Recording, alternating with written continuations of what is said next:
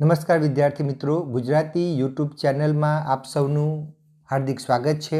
આ નિબંધ લખનારના આભાર દર્શન સાથે આજે આપણે નિબંધની ચર્ચા કરીશું પ્રકૃતિના રમ્ય અને રૌદ્ર સ્વરૂપો। સંસ્કૃતમાં કહ્યું છે કે ન જાનો સંસારઃ કિમ મૃતમ કિમ વિષયમ, અર્થાત આ સંસારમાં કોઈને જાણ નથી કે આ સૃષ્ટિ અમૃતોથી ભરેલી છે કે ઝેરથી। પ્રકૃતિની વિવિધતા અને વિચિત્રતા નક્કી કરી શકાતી નથી। પ્રકૃતિ બહુરૂપી છે। ખરેખર પ્રકૃતિ એટલે જ અર્ધનારી નટેશ્વર શંકરનું સ્વરૂપ।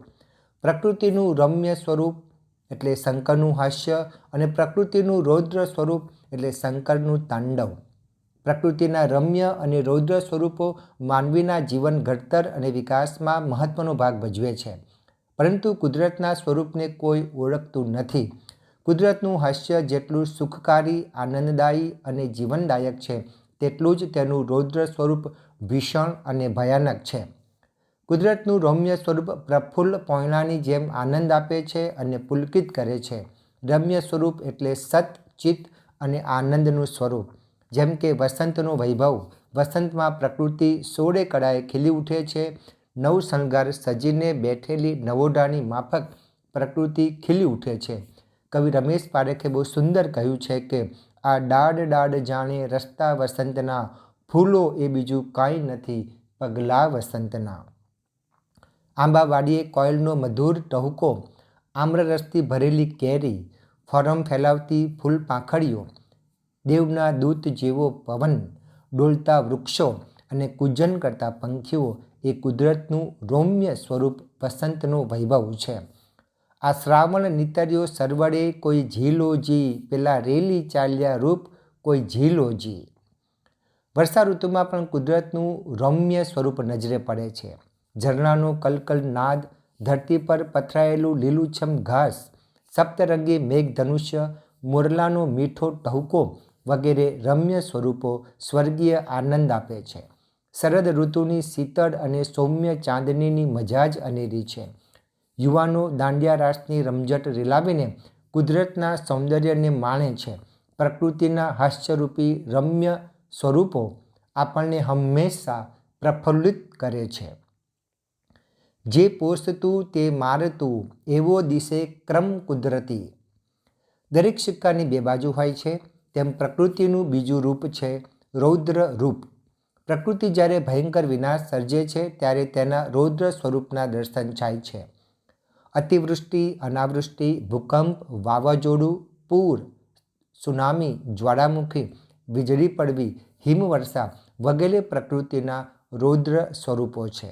આંખના પલકારામાં જ અકથ્ય વિનાશ સર્જવાની શક્તિ ભૂકંપમાં છે। જળ ત્યાં સ્થળ અને સ્થળ ત્યાં જળ। જમીનદોસ્ત થયેલા મકાનોમાં દટાયેલા લોકોની ચીચકારીઓ હૃદયદ્રાવક હોય છે, તો અતિવૃષ્ટિ થાય છે ત્યારે લીલો કાળ સર્જાય છે। ચારેય દિશાઓમાં પૂરના પાણી જાનમાલને નુકસાન પહોંચાડે છે।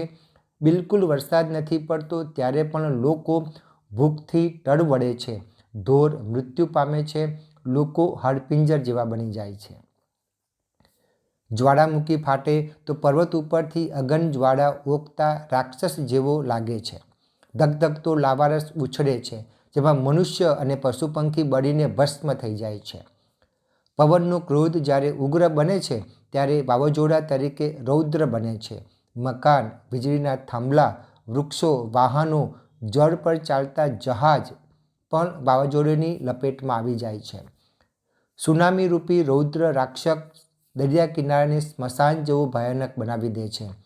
હિમવર્ષા લોકોના હાડ થીજાવે છે, પાકને નુકસાન કરે છે।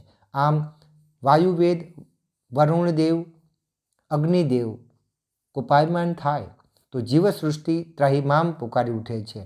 કોઈકે સાચું જ કહ્યું છે કે ઊંચ નીચી ફર્યા કરે જીવનની ઘટમાળ, ઊંચી નીચી ફર્યા કરે જીવનની ઘટમાળ, ભરતી તેની ઓટ છે, ઓટ પછી જુવાળ। ખરેખર કુદરતના હાસ્ય અને તાંડવ મનુષ્યને કોઈ અગમ્ય શક્તિનું ભાન કરાવે છે। કુદરતી ન્યાયબુદ્ધિ પણ અગમ્ય છે।